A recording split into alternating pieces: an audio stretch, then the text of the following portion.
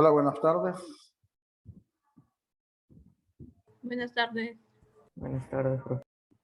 Bienvenidos y bienvenidas. Vamos hoy a trabajar el siguiente temita. El último que trabajamos fue el Frente Popular, si no me equivoco. Ayúdenme. Ese fue lo último, ¿verdad? Sí, Ok. Bueno, entonces hoy vamos a trabajar uno diferente, el que está a continuación. Vamos a ver. Sí. Hoy vamos a trabajar lo que es la Guerra Civil Española. Vamos a ver.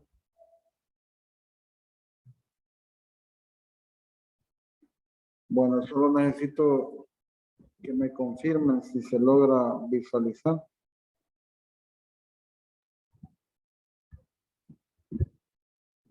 ¿Se logra ver la pantalla? ¿Hola? Sí, profe, sí se ve. Muy bien, muchas gracias. Entonces, vamos a trabajar este tema, pero previo a esto, me gustaría así un breve repaso rapidito de lo que es el Frente Popular. ¿Se acuerdan quién era el presidente del Frente Popular? Presidente de la República. Manuel Azaña. Exacto, Manuel Azaña, ¿no? Ante la dimisión que hizo, bueno, no fue dimisión, sino que lo suspendieron al señor Niceto Alcalá Zamora, entonces llega en sustitución de él Manuel Azaña. Y el jefe de gobierno, ¿se acuerdan?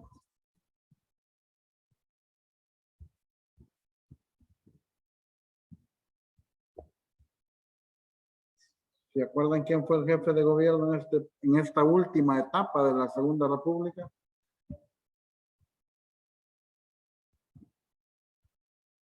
Fue el señor Casares Quiroga.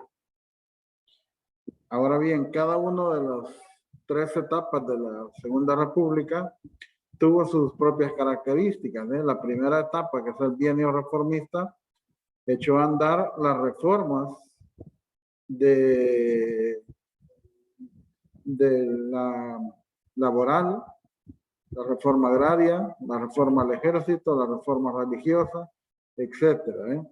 Pero luego ya con el bienio conservador, algunas de esas reformas se paralizaron. Ahora, ¿cuáles son las características del Frente Popular? ¿Se acuerdan de ello? ¿Qué hizo el Frente Popular?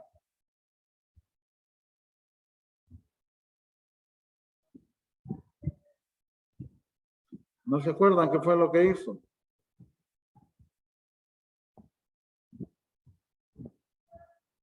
Suspendió también las reformas. Aumentó los efectivos militares. ¿No se acuerdan? Bueno, pues el Frente Popular lo que hizo fue retomar las reformas del bienio reformista e impulsarlas nuevamente.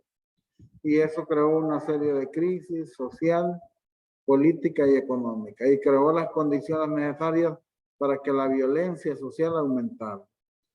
Situación que aprovecha un grupo de jefes militares para intentar dar un segundo golpe de Estado. Recuerden que el primero ya había sido con el señor Sanjurjo y que fracasó. Pues hoy las condiciones estaban dadas para un segundo golpe de Estado. Y en ese sentido, pues la República se da cuenta y empieza a desmembrar el monstruo que se estaba formando para el golpe de Estado.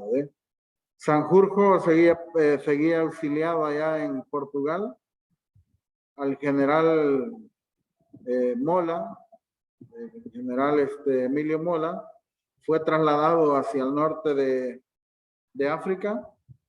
Sanjurjo a Pamplona, ¿cómo se llama el general ¿cómo se llama este general? Yagüe, el general Yagüe, a Pamplona, y al general Franco a Canarias. Franco no tenía nada que ver con todo eso, del levantamiento, hasta un día antes. Ya vamos a ver la historia de eso, cómo ocurre cuando Franco se involucra directamente para dar inicio a lo que es la Guerra Civil Española. Así es que póngame atención, por favor, con el siguiente video para que lo podamos disfrutar. La Guerra Civil Española estalla cuando el ejército de África se subleva contra el gobierno del Frente Popular el 17 de julio de 1936, poniéndose a las órdenes del general Franco. El día 18, varias guarniciones de la península se suman a la sublevación. El general Franco, que se hallaba en Las Palmas en aquellos momentos, fue despertado a las 4 de la madrugada. Le comunicaron que se habían sublevado con éxito las guarniciones de Ceuta, Melilla y Tetuán. Por la mañana, ya del día 18, Franco embarca a su mujer y a su hija en un transatlántico con destino a Francia, y él, a las 2 de la tarde, sube al Dragón Rapid, un avión que le llevará a la zona española del Protectorado de Marruecos. ¿Por qué se alzaron contra el gobierno? Para ello tenemos que echar la vista hacia atrás. En el año 1923, Miguel Primo de Rivera, con apoyo del rey Alfonso XIII, había instaurado una dictadura militar. En 1930, agotada la dictadura, dimite. El país llevaba muchos años de atraso social y económico con respecto a otros países de su entorno. En 1931 se convocan elecciones municipales.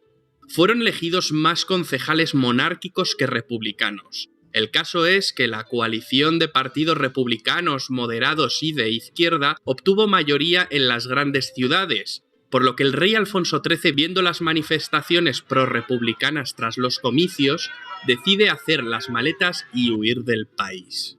En Madrid, el Comité Revolucionario proclama la República, lo que se conocerá como Segunda República, ya que España había tenido otra fallida aventura republicana muchos años antes. La monarquía renunció a sí misma, por lo tanto, la Segunda República estaba perfectamente legitimada. Niceto Alcalá Zamora asume la presidencia del gobierno provisional, que tenía como misión elaborar una nueva constitución republicana con un corte fuertemente anticlerical. Niceto Alcalá Zamora, que era católico, propugnaba una secularización más moderada y se encontró con una fuerte oposición. Una ola anticlerical se desató en buena parte de España. Los disturbios empezaron en Madrid, y la algarada se propagó rápidamente, con violentas revueltas en otras ciudades. Muchos conventos y edificios religiosos ardieron. Se profanaron lugares de culto y cementerios. Hubo muchos heridos, incluso muertos. La Constitución se aprobó en diciembre y se iniciaron las primeras reformas. Alcalá Zamora ya había dimitido por no estar de acuerdo en el trato que la Constitución daba a la cuestión religiosa. Comenzaba la etapa de Manuel Azaña, que pretendía acelerar la modernización del país. Temiendo que Alcalá Zamora emprendiera una campaña revisionista y de desprestigio contra la República, los socialistas y los azañistas convinieron en ofrecerle la presidencia de la República, cargo que ocuparía durante años con gobiernos de distinto signo. A esta etapa hazañista de 2 años, del 31 al 33, se la conoció como el primer bienio o bienio reformista. En el 33 volvió a haber elecciones y esta vez ganó una coalición de derecha que acabó encabezando Alejandro Lerroux. Este segundo bienio es conocido como el bienio conservador. Fue un periodo de gran inestabilidad, con un intento fracasado de golpe de Estado.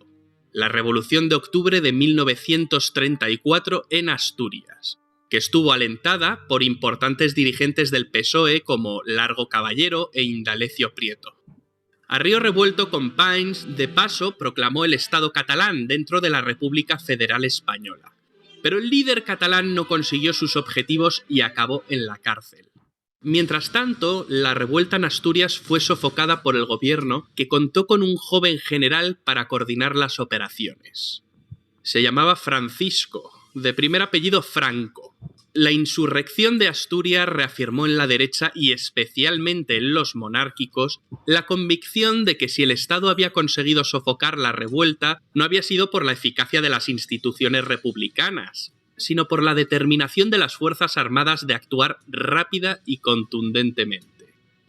La derecha perdió la fe en la legalidad, por lo que empezó a pensar en defender sus intereses por otros medios. La insurrección de la izquierda era un claro preludio de la guerra.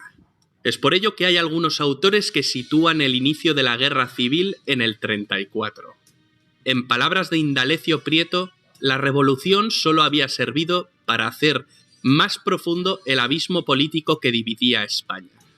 La represión fue dura, se hicieron muchos prisioneros, hubo juicios y sentencias de muerte, aunque también por rebajar la tensión muchas penas fueron conmutadas. En la derecha creció un temor a que en un próximo intento acabara triunfando una revolución bolchevique. En febrero de 1936 se celebraron elecciones generales, las últimas de la Segunda República Española. Las izquierdas, para ganar, se unieron en lo que se llamó el Frente Popular, una coalición de socialistas, comunistas y anarquistas. La cosa estuvo muy empatada, pero la coalición Frente Populista acabó obteniendo la victoria, no exenta de sospechas de fraude. Las posiciones se habían radicalizado mucho. La izquierda no supo contenerse y los desórdenes se sucedieron de nuevo. Manifestaciones, huelgas, quemas de conventos e iglesias. Además, los políticos de izquierdas ya exigían sin ambages la dictadura del proletariado. El Partido Comunista Español, que años antes era insignificante, crecía como la espuma. Por otro lado, el hijo de Miguel Primo de Rivera, José Antonio, había creado un movimiento de inspiración fascista, la Falange. El fascismo triunfaba en Italia y en Alemania, y caló en España. La Falange, fusionada con las juntas de ofensiva nacional sindicalista, no habían tenido un buen resultado en los comicios del 36, y se había quedado sin representación. Sin embargo, ahora los jóvenes de derecha se empezaban a alistar en sus filas, y el partido crecía y crecía. El caos se apoderó de España, reyertas callejeras entre comunistas y falangistas. Cada día había muertes de uno y otro lado. El gobierno no supo poner orden. El moderado presidente de la República, Niceto Alcalá Zamora, fue destituido, y Manuel Azaña acabaría ocupando el cargo. Casares Quiroga aceptaría la presidencia del gobierno. El PSOE estaba cada vez más dividido. Para Indalecio Prieto era prioritaria la defensa de la República. Sin embargo, la facción más radical, representada por Largo Caballero, apodado el Lenin español, se inclinaba porque los obreros se apoderaran del poder político, al margen de la legalidad, para iniciar las transformaciones sociales. Largo Caballero abogaba por una revolución social que habría de conseguirse por la violencia.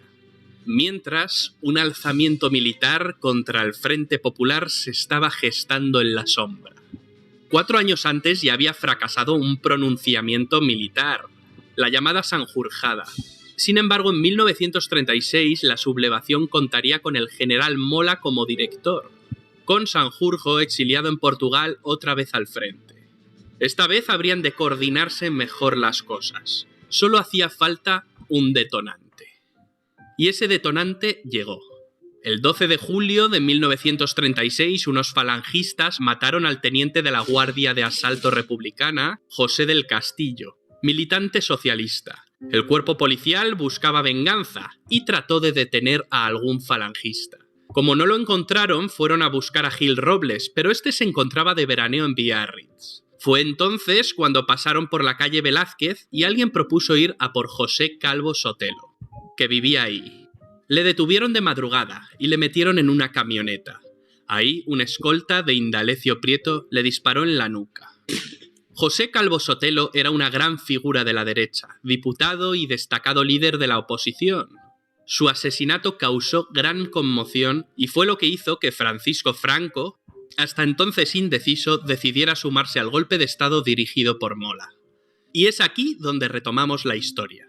La rebelión militar estalló con éxito en Marruecos y al día siguiente alcanzó la península. De los 24 generales de división Con mando en fuerza solo se sublevaron 4, pero los sublevados contaban con el ejército de África, que era el más experimentado. Los golpistas tenían planeado ocupar las ciudades más importantes en un par de días, como mucho, pero no fue así. La intervención de las fuerzas de seguridad, las tropas leales y los civiles armados por el gobierno frustraron parcialmente el golpe. El alzamiento no triunfa ni en la capital, Madrid, ni en Barcelona, aquí gracias a la decisiva intervención del general Aranguren, que se mantuvo fiel a la República. La guerra se enquistaría durante 3 largos años. Fue una guerra fratricida, entre hermanos, una guerra que todavía sigue trayendo cola a día de hoy.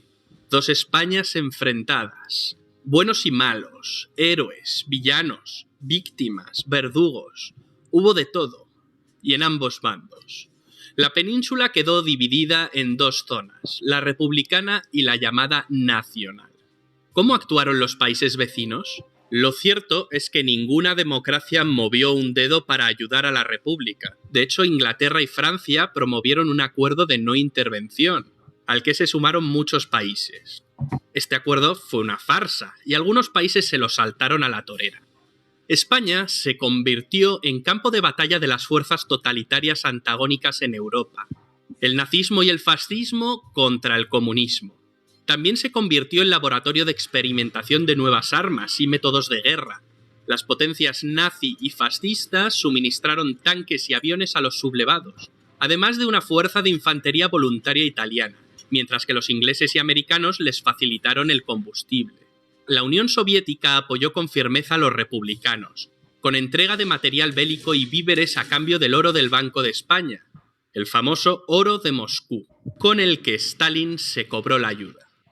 Para luchar contra el ejército sublevado, el gobierno republicano presidido desde el 19 de julio por Giral, pues Casares Quiroga había dimitido, armó en los compases iniciales de la guerra a los civiles, lo que daría lugar a las famosas milicias.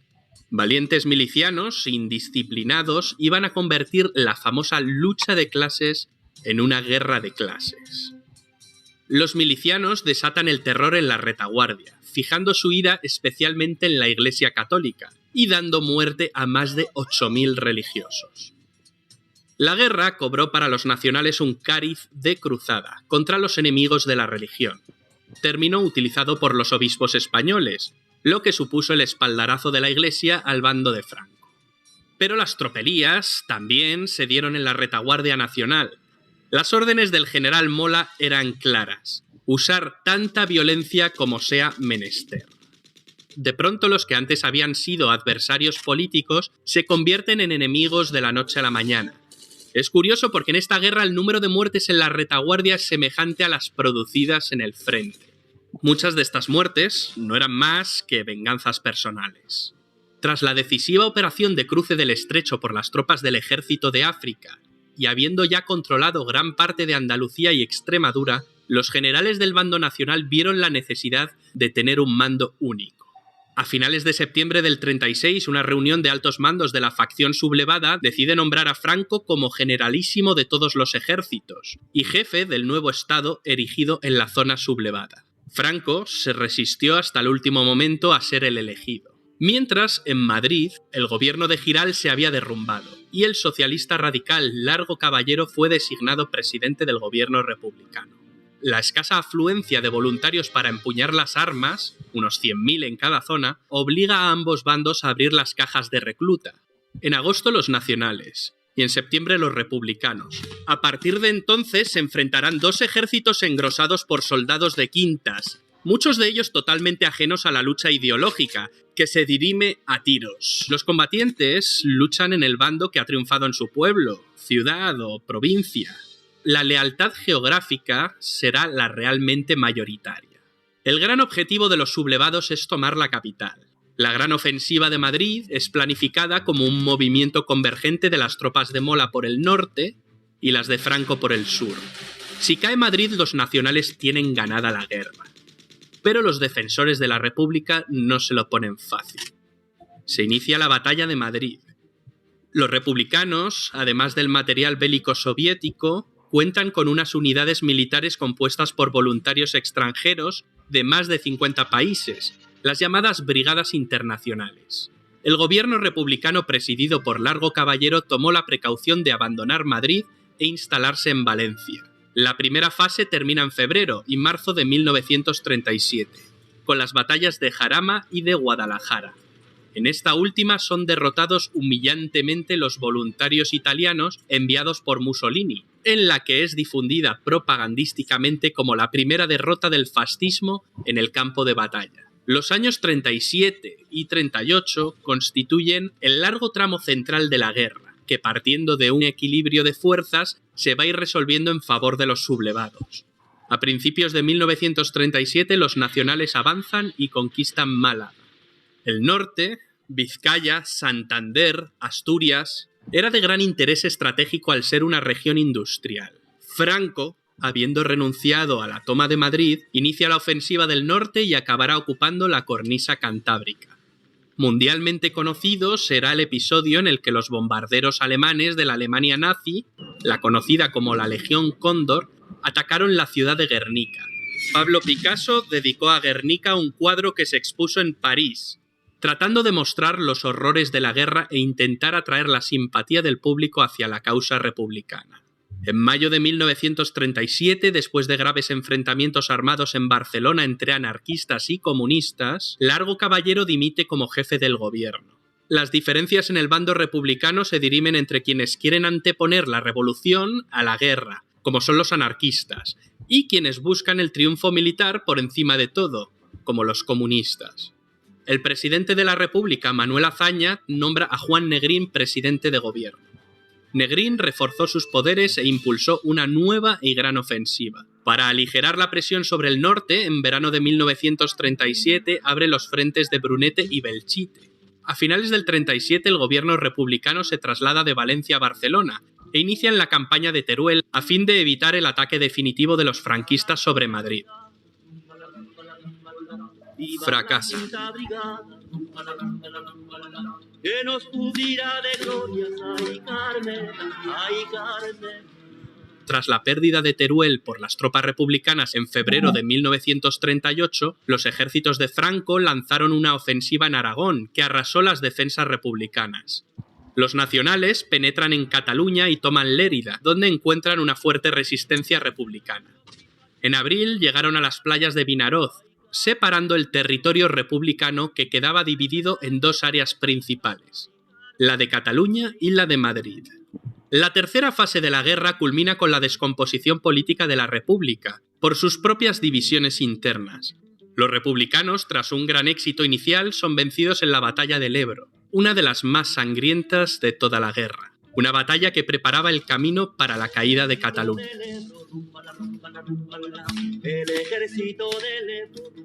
El gobierno de Negrín intentó resistir todo lo posible, a fin de vincular la guerra española a una más que probable guerra mundial.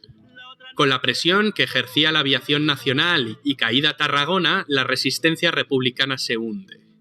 El general Yagüe entra en Barcelona, entonces sede del gobierno, en enero de 1939 y sin apenas resistencia. Miles de republicanos, militares y civiles se exilian en Francia, entre ellos el poeta Antonio Machado, que viejo y enfermo fallecerá en Collioure el 22 de febrero. El 27 de febrero, el gobierno de Franco es reconocido por Francia e Inglaterra, lo que provoca la dimisión de Manuel Azaña como presidente de la República. El 28 de marzo fue ocupada Madrid. El 1 de abril de 1939, Franco firma el último parte de guerra.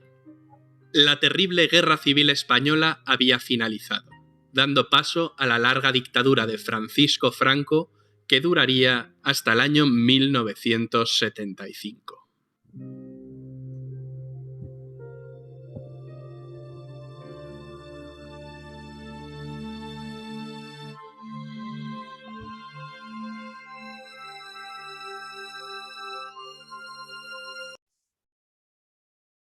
Ok, chicos, bien, veamos.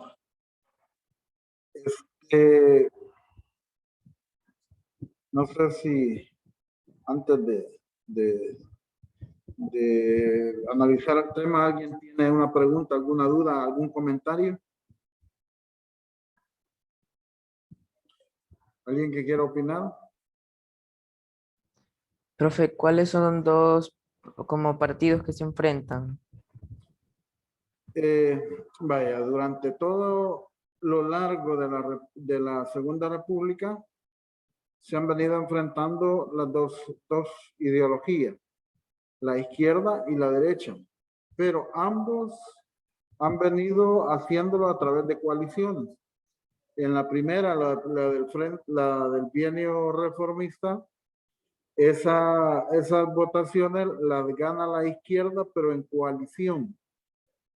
Al final de ese bienio, esa coalición entra en crisis. No se ponen de acuerdo, a las siguientes elecciones no logran formar la coalición y van en forma individual. Cosa contraria sucede con la derecha, que para entonces se organiza y van a esas elecciones en coalición, es lo que permite ganarlo. Ya cuando van la tercera etapa de la República, que es el Frente Popular, aquí todas las de izquierdas hacen otra coalición y es cuando ganan. Pero esa crisis que se genera al final del periodo del Frente Popular, que solo fueron 6 meses, de febrero a junio, otra vez por las mismas, llamémoslo, características que tiene esa etapa, que es retomar las reformas que habían sido paradas por el bienio conservador, genera o le propicia una enorme conflictividad social. Y es ahí donde aparece la oportunidad para los militares para nuevamente impulsar otro golpe de Estado. Y así lo hacen. Pero la diferencia acá es que la República logra darse cuenta de las intenciones del golpe de Estado que tienen los militares y logran tomar sus medidas a tiempo, como por ejemplo al general Emilio Mola lo mandan al norte de África, a Franco a Canarias, a general Yagüe a Pamplona, y cuando los militares deciden levantar o dar ya su golpe de Estado, llevarlo a cabo, entonces la República empieza a entregar armas a los civiles y forma lo que se llaman los famosos milicianos. Lo mismo hace los sublevados de Franco, y ese motivo por el cual fracasa el golpe de Estado, convirtiéndose eso en lo que es la guerra civil. ¿Cuáles son los dos bandos enfrentados acá? Uno de los bandos se llama los republicanos, los que son los fieles a la República, los que están encabezados por el Frente Popular, que es de izquierda. Ese es un bando, los fieles a la República o republicanos. Y el otro bando son los alzados en armas o nacionalistas. Entonces, el grupo de Franco. Entonces, a partir de este momento, sí se logra ver claramente los dos bandos enfrentados, los republicanos y los alzados en armas. O sea, los fieles a la República. Ok, no sé, Guille, si me explico.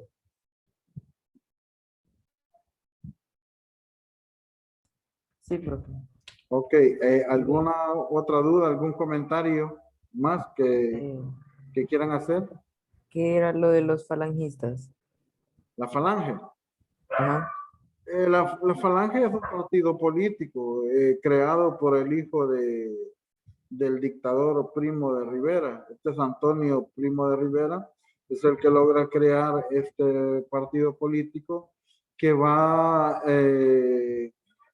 que es de tendencia izquierdista y que en su momento, pues, que es de tipo derechista y que en su momento se une a la Confederación Española de Derechos Autónomos para enfrentar a lo que son las izquierdas.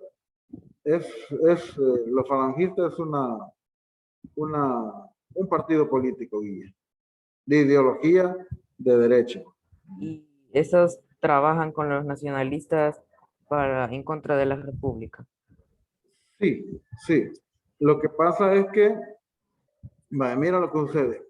La mayoría de la gente humilde del pueblo, los empleados, los campesinos, los trabajadores, todos estos en su mayoría apoyan a la República. ¿Por qué razón? Porque la República en ese momento está llevando a cabo o queriendo llevar a cabo reformas que beneficien a los pobres, ¿eh? Como es retomar las que habían dejado suspendidas las del bienio anterior, la reforma laboral, en donde pues había una reducción de horas laborales, un aumento al salario, y la que más esperaban ellos, que era la reforma agraria, que esa reforma agraria que nunca se llevó a cabo, sino que en forma muy pasiva, muy despacio iba, y por eso que se desesperaron. Esa es una parte de la población, pero luego está la gente que no se iba, mejor dicho, que se iba a ver afectada por esa reforma. ¿Quiénes eran? Los grandes empresarios industriales, los terratenientes, la misma iglesia, y todos aquellos que tenían poder económico.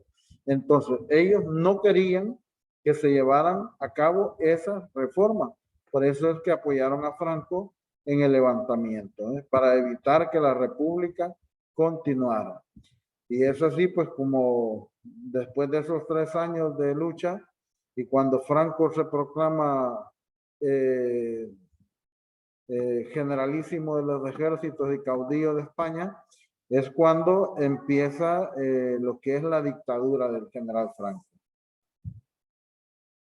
Ok, no sé, algo más. Algo más que quieran comentar.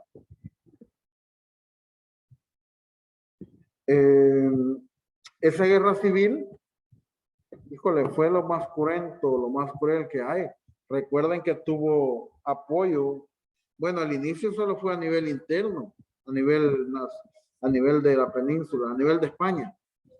Pero luego se agregaron otros países a esa lucha. ¿Se acuerdan quiénes son los que apoyaban a España? A Franco, perdón.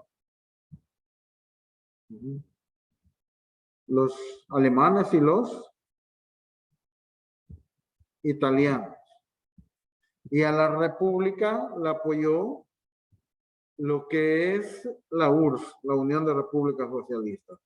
Pero los que mayormente le dieron apoyo a la República son las famosas brigadas de voluntarios internacionales, que son más de 57 países que apoyaron a la República con voluntarios para que se unieran a esa lucha. Ok. Muy bien. No sé si hay alguna otra duda, pregunta. ¿Algo más?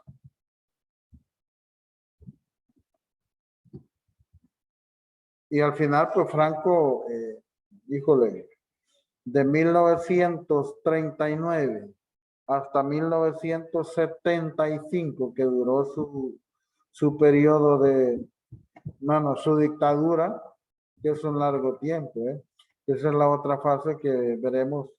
Vamos a ver si está programada para el periodo 3, o ya vamos a ver qué es lo que hay en el periodo 3. Muy bien. No sé, ¿alguna pregunta? ¿Algo más? ¿Dudas? ¿Ya nada? Bueno, entonces si ya no hay nada más, son justo las 14:43. Nos quedaríamos hasta acá. Muchas gracias por su asistencia y pasen feliz tarde.